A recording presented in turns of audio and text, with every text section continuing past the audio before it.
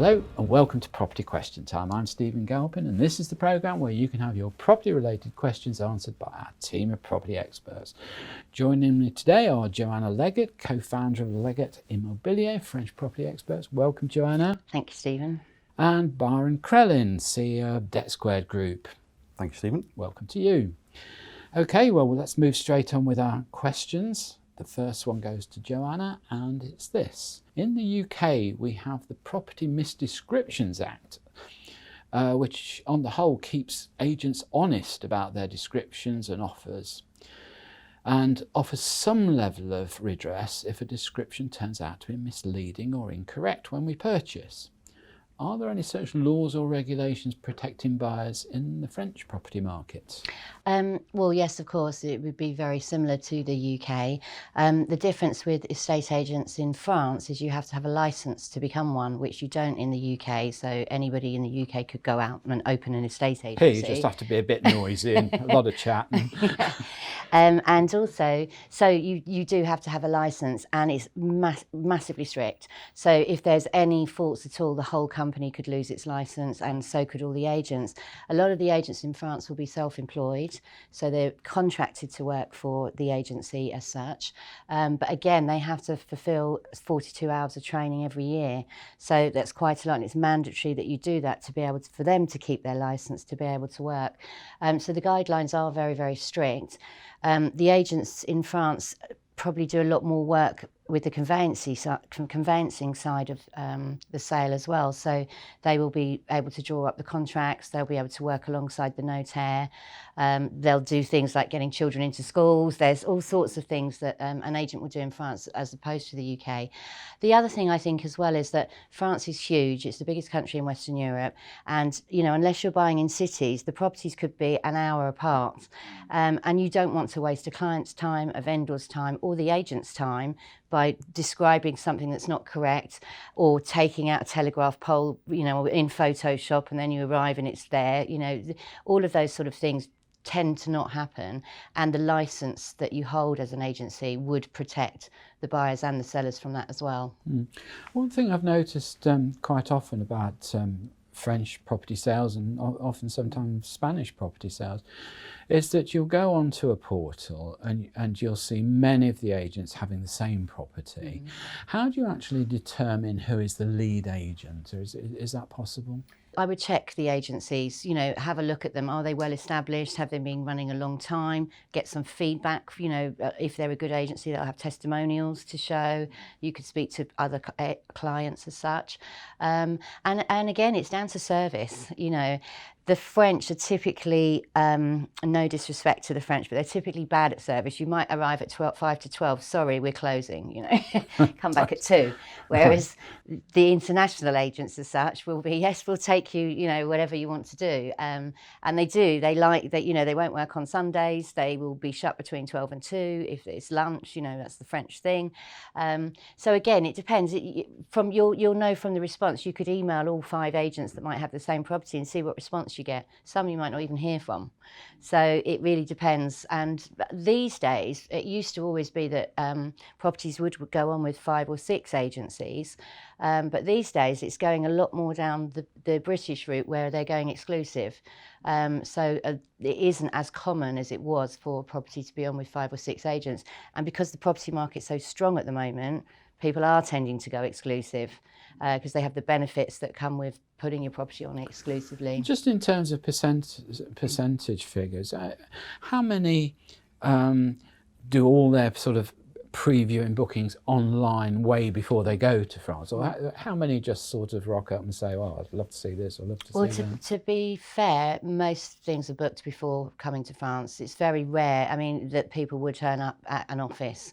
And we found that we've got 15 regional offices, but we don't really need them. You know, it's very unusual that someone will walk in off the street. And when they do tend to walk in off the street, it tends to be not a genuine person. You know, it's a rainy day, they've got nothing to do. Tire kickers. Tire kickers. You know, well, we see it all the time. They come in, oh, we're looking to buy a chateau. We know you're not looking to buy a chateau, you know, but I think they just want to go and have a look round because they're on holiday and, you know, so it's a rainy day. They're not going to sit around the pool today. And, you know, that tends to happen quite a lot. Well, it's a little bit like the London market, isn't it? Yeah. In the summer, you have people from certain countries, which we won't mention, come over in the summer because they escape the various restrictions of various festivals that go on abroad. They come over here. They want the agents to show them round penthouses to impress their London girlfriends, and then that's the last you see of them. So, that does unfortunately happen. But I think with France, because obviously, as I mentioned before, it's such a large country, you have to book appointments in. All of the appointments are always accompanied. You'd never go to an agency and the agent wouldn't be with you. So, and because the market's so busy, I think most people would generally do all their research online. With us particularly, we have a sales support team that will then book the appointments with the various agents, because you might be going from one area to another and looking at different areas. What I'm quite interested in is there is an option to either have a standard agency in this country or any other country where you've got a shop window, you've got pictures, you've got staff sitting in there. And then, of course, we've had the competition, which go totally digital, so it's a totally sort of remote experience. But I do notice the trend is going somewhere in the middle of this. And, in this building that we're in, for instance, the agents working out of offices now rather than shops. And I'm presuming that's an awful lot cheaper with business rates and things like that. So that may be the halfway house to sort of digitalisation in a way, isn't it? I don't know Possibly, if you're finding but that.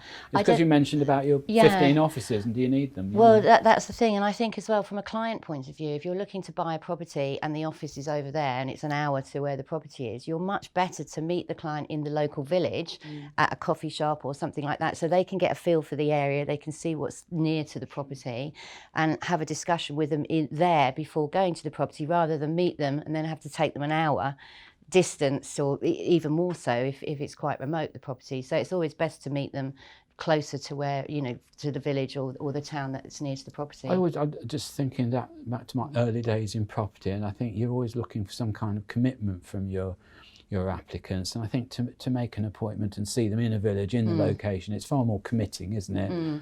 Rather than, oh yes, I'll come into your office at 12 o'clock and maybe do and maybe not. I think I think for Brits that are coming to France, they're generally serious clients, because they've travelled all the way there, they've booked into their hotel or their gîte or whatever else, and they do tend to stick to what has been booked in.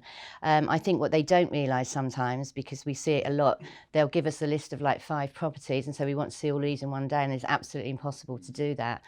So that's why we have the sales support team that will actually say, well, that property is actually an hour and a half away. But that's why you're so good, because you do the impossible. There we are. All right, thank you, Joanna. Byron, your question. Now the government has confirmed a commercial eviction moratorium extension, what financial effect do you think this will have on the wider commercial real estate industry? Disaster. Disaster. Are we heading that way? Where does a landlord go? So, and we have to stop actually referring to the word as landlords. You've got people that run their pension funds as an investment. That and nobody obviously could predict what COVID has done. And the government have done the right thing to protect businesses and try and get businesses open as quickly as possible in a safe environment, etc. We've had restrictions in play, and whether people agree or disagree with the level of those restrictions, it creates a bottleneck in terms of you've got serial offenders that don't pay rent because they'll hide behind any kind of element that they can defer it. You have got businesses that are going out of business and recreating overnight. We call it pre-pack. So Q4 of 2020 was a huge increase in terms of businesses being created at Companies House in a pandemic, which, for people like ourselves that track data to look at footprints by market sector, tells you one thing, that's individuals or businesses are dumping a business with a debt and going again. And landlords are sitting there, hands tied because of the government's restrictions. They've recently extended the restrictions, now out till the 25th of March to next year. There's £6 billion worth of rent arrears sloshing around. We're almost getting back to the days of long firms, aren't we? Well, absolutely, but it's an interesting point in terms of, looking at you know, a commercial landlord-tenant relationship and talking about rent arrears, what are the government going to do about business rates? Are they going to write business rates off? You know, they've been fairly silent on that, apart from providing protection and saying, you know, you don't need to pay. This has got a long play out, and I think there'll be our high streets have changed in the last 18 months anyway. This is not going to be a quick fix. The trouble is, where does the majority of this fall in terms of responsibility? Because look, you've got the various sectors, haven't you? You've got rent. That's fairly easy. That's a matter between tenant and landlord. But then you've got service charge. Now, service charge doesn't actually affect the owner too much or the freeholder too much, because it actually affects more the other tenants in the building when the services can't be provided because of a lack of funds. So that's a difficult one. You're absolutely right on council tax. That's going to fall at the foot of the taxpayer at the end of the day, when councils can't maintain their services and want more council tax money coming in. And then, of course, you've got these things like the bounce back loans, which are government guaranteed, i.e. taxpayer guaranteed loans. And, you know, there's been a lot in the paper in recent weeks about the amount of those loans which are actually fraudulent. You know, people creating companies just to get the bounce back loans.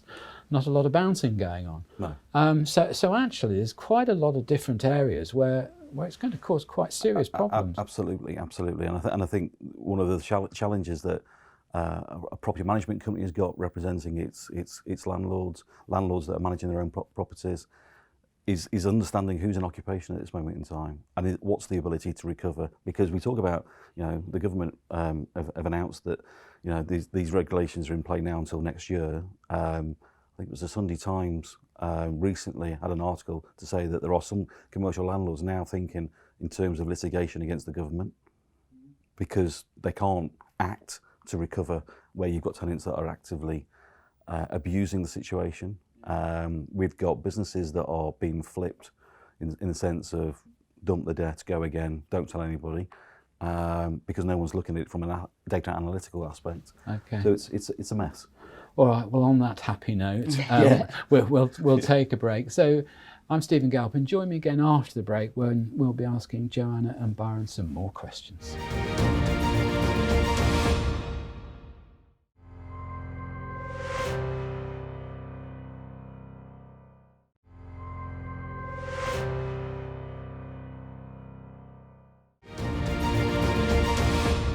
Hello, welcome back to part 2 of Property Question Time. We'll move straight on with Joanna's second question, and it's this. I've read various reports in the press regarding a UK resident status in France post-Brexit, and I wonder if the French property expert could clarify the position for me.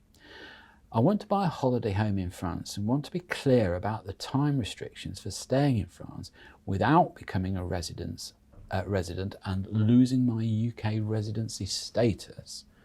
Okay. There you go. So it has changed. Before Brexit, you could stay in the country for under 183 days, and then you're not a tax resident. If you go over 183 days, you become a fiscal resident in France, so you'd be classed as a resident. But you could stay any time up until that. But since Brexit, the rules have changed. And so if you had a holiday home and you wanted to go for 6 months, you can't. You can only go for 90 days. And then you have to go 90 days out. So it's sort of 3 months and 3 months type thing. However, you can apply for longer stay visas as long as it keeps you under the 183 days that makes you a French resident. And unfortunately, with COVID, there's massive backlogs because, you know, they were stopping people from travelling to their holiday homes anyway, because you had to have a reason to travel. Now France is open again and you can go to your holiday home, but you are only permitted to stay for 90 days. And that is the whole of Europe. So you can't spend 90 days in France and then pop over to Spain and come back. It's 90 days in the whole of Europe. And then you have to be out of Europe for another 90 days unless you have a visa.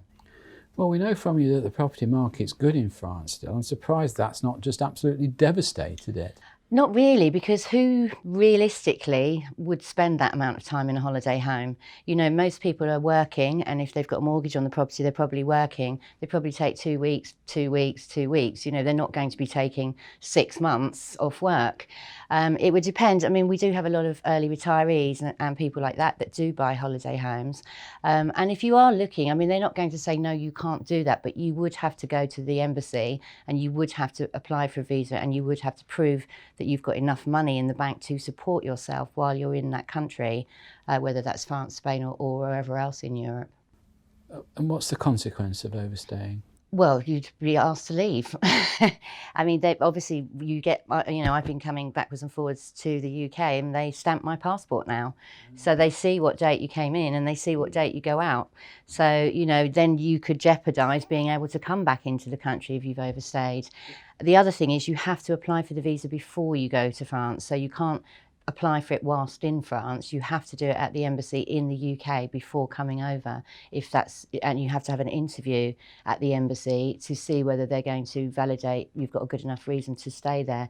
Usually if you're owning a property and you own a property in France, you will get an extension on the visa. And if you're sort of semi-retired or retired and you can prove that you've got enough income coming in to look after yourself during that time, they will allocate. And I have got friends that we've sold houses to that have already applied and the visas are now coming through. And the rough cost of the visa? I'm not sure actually. I think it's about £90 or something like that. I'm not 100% certain. And there's all different types of visas. You've got work permit visas. You can apply for residency if you wanted to actually become a permanent resident, but you'd have to get the long stay visa first while that's going through. Because up until the 31st of December, if you weren't in the country, it will change. So everybody that was already there would get their carte séjour, which is their living permit as such for 10 years. If you weren't in before the 31st of December, then you've got to apply for the visa and then the permanent residency. But are you experiencing a sort of slowdown in the market because of this at all? No, not at all. I mean, at the moment, there's pent-up demand because of COVID. People haven't been able to come to France. We've got so many clients waiting to get there that haven't been able to travel. Since June the 9th, it has kind of changed and it has sort of opened up. And the government site at the moment, whether it changes again, is saying that if you're double vaccinated, you don't even need to do a PCR test anymore and there's no quarantine. So that is opening the doors for people that want to travel to France and look for a property. Sounds like the trip to buy a chateau is a bit more complicated than we thought. Byron. Yeah, might just take a view on that. Let's go on holiday and have a look. Do you travel to France at all? Not really. No, sorry. Well, I'm sure you will be now. I will be now. Now I understand it. Now I understand. It's actually really straightforward. It's probably one of the safest countries you can buy in. It's a lot safer than it is in the UK. You can't get gazumped. You know, once the offer can be put in and a compromise can be drawn up within a week. I've learned so much already. Yeah. Quick question. Sorry, Stephen. In terms of when COVID and the lockdowns happened, did you have clients that were in properties that were stuck and therefore overstaying their allotted? Well, not really, because it was only up until December. Right. So it was only this year really that is gone over the Brexit deadline. Right. So before it was absolutely fine. And to be honest, they're still sort of backlogging from January now, trying to get the visa situation sorted out. Right. So yeah, that probably didn't really happen. Byron, let's come to your last question now. I have a small retail shop, but over this last year, and for all the reasons we know about, trading has been extremely difficult. I've taken out a government bounce back loan and also received a small amount of rate relief from my council. However, I'm extremely concerned about the future trading and I'm worried that I'll not be able to meet my overhead costs when business rates are reinstated in full. Is there any procedure in place by which I can argue that the rates are simply too high and get perhaps a permanent reduction in line with the reduction in business conditions? I think the government will be forced to look at business rates. As we've discussed on this show and previous shows, that landlords are not able to collect rent through the normal channel of recovery in terms of default. Business rates it's a silent commodity in the sense that what you've got is a government that have given breathing space to businesses, but would expect business rates to be repaid. So my advice is very simple, and that is you need to engage with your accountant. If you haven't got an accountant, a debt management company, and paint the picture to show how the business has been affected as a result of COVID, how it's trading, and then engage with the local authority. I think the local authorities have got a big challenge coming across the next 2 years, and that is to rectify how arrears are recovered. Will they default to a normal enforcement process, or will there be some kind of strategy introduced by the government, new legislation that writes off percentage of rates or all rates for businesses by particular market sector that have been impacted the most as a result of the pandemic? It's a waiting game. The government are due to release new legislation within the next couple of months, following the recent introduction of the extension that they've implied now to March next year. I think right here, right now, is don't wait for something to happen and then react to it, is get engagement, speak to your local authority. Your local authority will be wanting to talk to you to find out what your intentions are. And it may be a case that there'll be some form of unofficial payment plan arrangement agreed on a one-to-one basis. Mm. So you think it's a sort of individually solved problem rather than a broad brush approach? It is at this moment in time, and until such time we know more from the government in terms of what the new landscape looks like, what legislation is going to be introduced, ring fencing of arrears they've spoken about, but that's on rent for particular business sectors. Will they push the net out and incorporate that on business rates? How does that leave a local authority? Does a local authority go bankrupt? So well, you know what the answer to that well, is. yeah. Council tax will go up. Well, absolutely, yeah, it'll come back. But I think at this moment in time, all we can do is, and recommendations that I make to clients on a daily basis would be engage, just engage. Mm. And how many of the, I was going to say it doesn't matter for the larger companies, but I'm going to sort of go away from that kind of wording. But for the smaller company that's taken a bounce back loan, that's had VAT deferment, that's had council tax, well, business rate holidays, it's going to be very difficult to sort of pick up the trading after all this, isn't it? I think so. I mean, it's not going to be over in a year, is it? No, but I also think that where I live, we have a lot of independent traders, and so I go to my butcher's on a Saturday morning. I generally do, and they are busy, queuing out the door, and I think a lot of people, because of lockdown, have actually defaulted to using their local retailers, keeping away from the big supermarkets, keeping away from the big online, and that's quite refreshing. And I think there is actually a mini boom for businesses coming out of a pandemic, because there is a get back to work, and people, we all wanted to get our haircuts at some point, and it was making an appointment with a hairdresser felt like swimming the channel at one point. I'm sure you've had that problem, Stephen. So it's a changing landscape in terms of what towns and cities will do. Businesses getting back to bringing people back to business, and I think small businesses that have had the grants, have had the loans, have had the bounce backs, etc. Just because they're open doesn't necessarily mean that they're going to be trading and the tills are ringing. This is going to be a gradual phase back process, and we all need to, as stakeholders, be aware of that and work with each other. Mm. I think the change over to a digital world is quite amusing in a way. I find it amusing that our biggest digital retailer, who we won't say the name, but is now trialling real shops. I mean, it's quite bizarre, isn't it? Yeah, but I think that's because there is a demand. I think people want to be able to, meet somebody. You talk about sort of, you will go and meet, a customer, and go into the property, etc. I think there is that requirement. I think people like it. I can also, there's a couple of shops on Regent Street, for instance, that actually really do give you a shopping experience, and they put the money into the property and the visuals that go on inside the shop and all the rest of it. So you probably know better later than I. But it's a very serious experience, and people do miss that to an extent. And I think because of lockdowns, people are wanting to get out and go shopping. And I think 3 years ago, I think the Crellin household bought Christmas online, and we're all partly guilty for that. Now I think it's like, no, let's go shopping.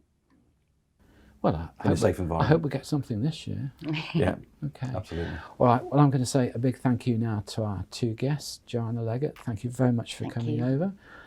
Byron Crellin, thank you for contributing to the show. Great questions, great answers. Look forward to seeing you again on Property Question Time.